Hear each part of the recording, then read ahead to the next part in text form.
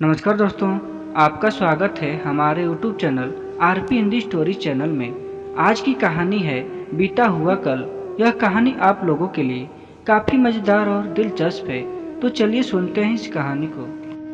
बुद्ध भगवान एक गांव में उपदेश दे रहे थे। उन्होंने कहा कि हर किसी को धरती माता की तरह सहनशील तथा क्षमाशील होना चाहिए।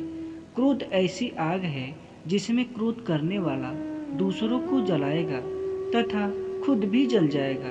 सभा में सभी शांति से बुद्ध की बाणी सुन रहे थे, लेकिन वहाँ स्वभाव से ही अति क्रोधी एक ऐसा व्यक्ति भी बैठा हुआ था जिसे ये सारी बातें बेतुकी लग रही थी।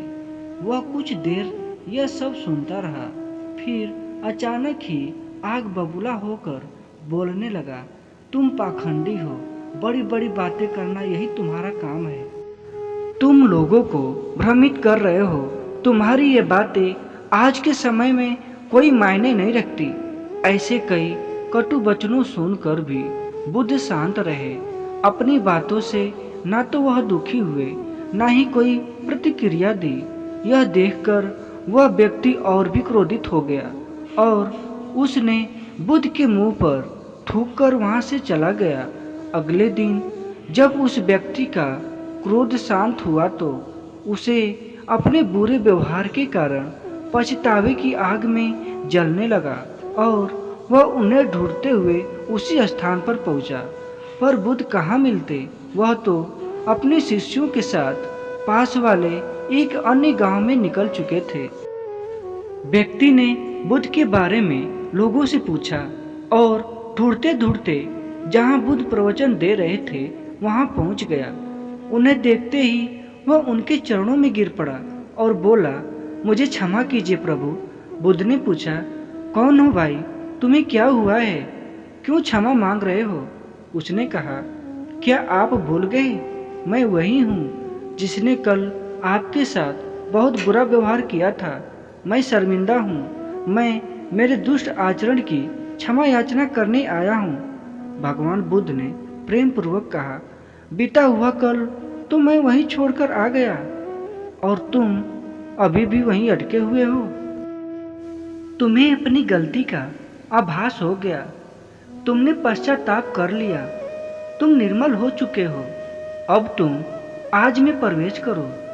बुरी बातें तथा बुरी घटनाएं याद करते रहने से वर्तमान और भविष्य दोनों बिगड़ते जाते हैं। बीते हुए कल के कारण आज को मत बिगाड़ो। उस व्यक्ति का सारा बोझ उतर गया। उसने भगवान बुद्ध के चरणों में पड़कर क्रोध त्यागा तथा क्षमाशीलता का संकल्प लिया। बुद्ध ने उसके मस्तिष्क पर आशीष का हाथ रखा।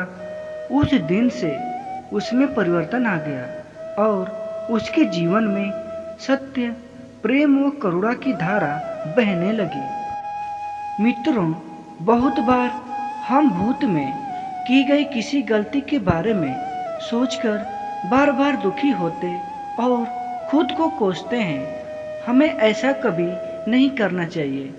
गलती का बोध हो जाने पर हमें उसे कभी न दोहराने का संकल्प लेना चाहिए और एक नई ऊर्जा के साथ वर्तमान को सुदृढ़ बनाना चाहिए।